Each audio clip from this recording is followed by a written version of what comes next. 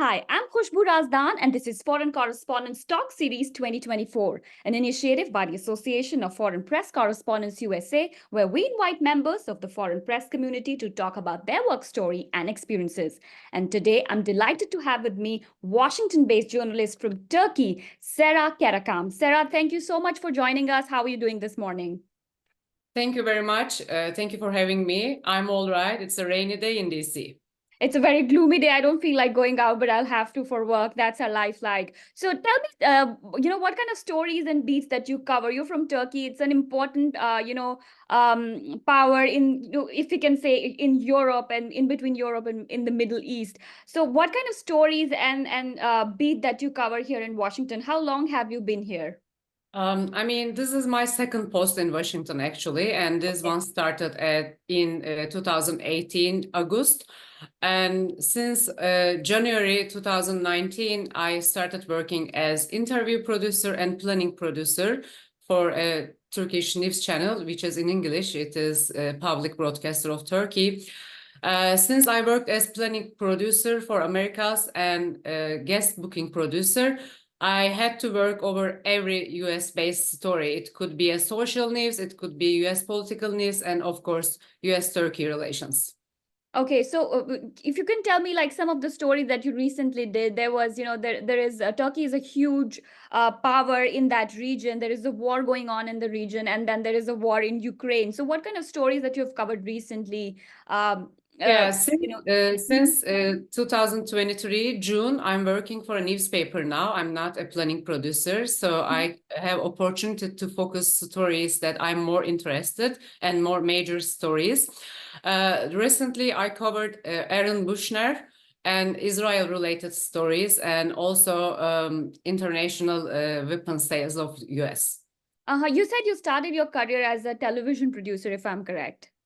Yeah, I was an overseas news desk producer when I started in 2003 in Turkey, which was right before the Iraq war started. Okay, and how was that experience like? That's a long, long time back. It's even, I was still in school when you started working as a journalist. So, if you could share some suggestions with young journalists and, the transition from TV to print to doing stories on your own in a foreign country. Great question, actually. Yes, when I started this job, that was a mandatory school internship. My bachelor was on international relations and political science. I never planned to become a journalist, actually. I was planning to become a diplomat at the time. But after the second year in my faculty, in the summer break, we had to have an internship. And some of my friends found jobs in newspaper and newsroom of television channels. And I couldn't find anything else. It could be finance, it could be State Department of Turkey, whatever you can get, you had to get something related about our area. And the thing I got was a newsroom experience as an intern. It was just a mandatory internship until I stepped in the room. And then after I saw the competition and after I see the other interns trying to stay in the job while they are doing their internship, it kind of caught me. So when I started, it was different. And when I ended my 3 months of internship, I had the opportunity to see that I was cut out for this job. That's how it started. And then I started working. Even when the school started in the third year, I started working as a foreign news desk producer. I see. And do you ever regret that your decision, or do you think that now you talk to so many diplomats, you meet them as a journalist? Do you ever regret that maybe I could have been on the other side of the aisle and not on this side? Do you enjoy what you do and you're really proud of what you're doing right now? Yes, I do actually. Actually, in Turkey, I graduated from a high school, which was intensive religious school. Since after 1998, it's called postmodern Kuatem in Turkey. Religious school graduates weren't allowed to go different areas in the university. If they do, they couldn't get the scores they need to get. So my original dream was becoming a lawyer or a prosecutor, actually. But after what happened, I wasn't able to get into law school, but I was able to start in a newly established university in the political science department. Mhm.